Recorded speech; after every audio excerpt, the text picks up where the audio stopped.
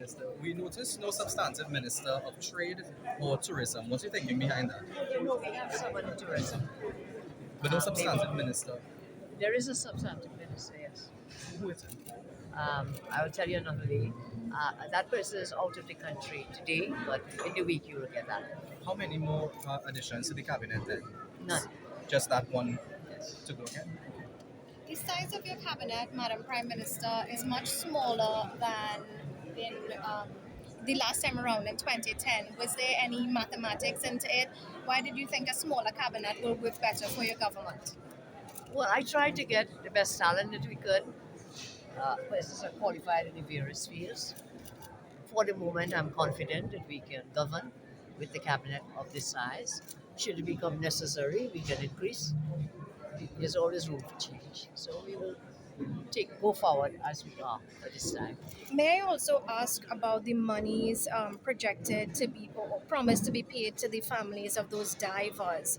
How important is My that? Attorney General will address himself to that matter and get back to you. Go ahead, AG. I do not know yet whether any monies have actually been paid. We will investigate that.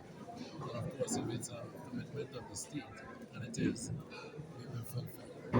And Well, you also, want- sorry. Madam Prime Minister, just one more. I mean, a lot of commitments were made on the platform along your campaign, and you, of course, told the population you hold me to it when I get into office. Do you have a 100-day plan or a 3-month plan in which you expect these things to happen? I have a 1 day plan. I take it 1 day at a time, Amen. and we'll do the best that we can. I really think all of us are committed to keeping track of what we promised. And it's not just about promises, it's about really taking care of people.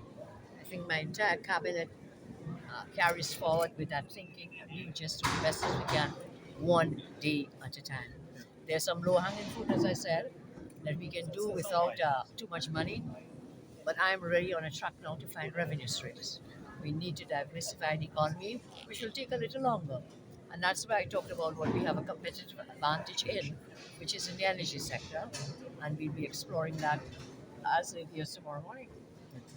On Energy. Thursday, you made a bold promise to make this Sorry. country. And the other one is agriculture. We need food security. We have the best climate. We have the sunshine. We have everything that it takes. And therefore, we need to get more into agriculture so we get food security. Our food import bill is over $6 billion US dollars. Let's get food security locally as much as we can. And then we have such tremendous talent. Trying to make that it is because of our diversity in culture and in talent. That's another area we can explore. You mentioned tourism. That's an area we want to push with the tourism trust. But I'm sure maybe it wasn't mentioned, but I do have someone. Tourism for me is going to be a very important thrust as well.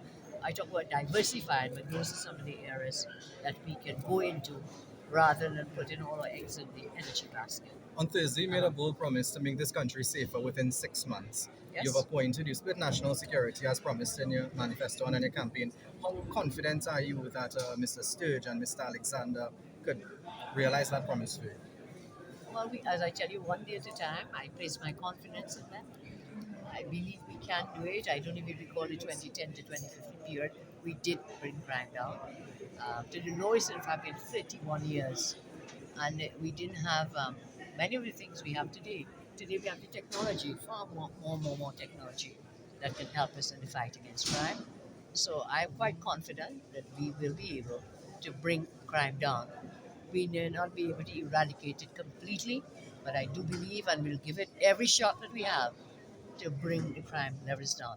So don't just look at Sturge and Roger Alexander.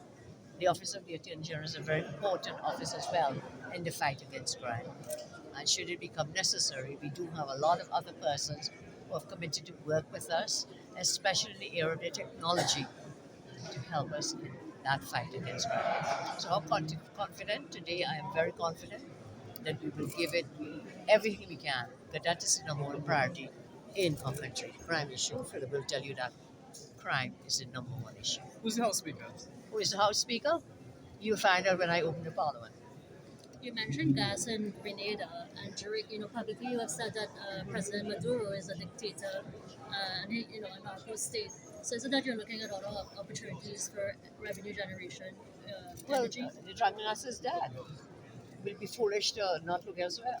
And in fact, we should have started that search long ago. We should not have put everything into the dragon gas. That is dead. It is dead. They kept it alive for 10 years. And if we couldn't do that in 10 years, you're not going to do it now. Let's look right here in the Caribbean, as I mentioned, Grenada, Guyana, Suriname. And of course in Tobago, we had begun work when I was last in office, looking at Tobago to see if we are so close by, there could possibly be oil and gas in the territory, Tobago territorial waters. I'm sorry if I'm rustling a bit with this virus. You, So you we spoke to look Mr. here. Rubio yesterday. You spoke to Mr. Rubio I yesterday. spoke, oh yes, Did- yes. Did you talk I about dragon gas at all? Anything about energy sector? Not at all. We talked about the energy sector, but dragon gas is there. You Dragon gas you is won't there. you won't pursue that at all in terms of cross-border gas to Venezuela Not anyway. at this point in time. Who knows in the fullness of time? All things are possible. But at this point in time, I'm looking at the Caribbean.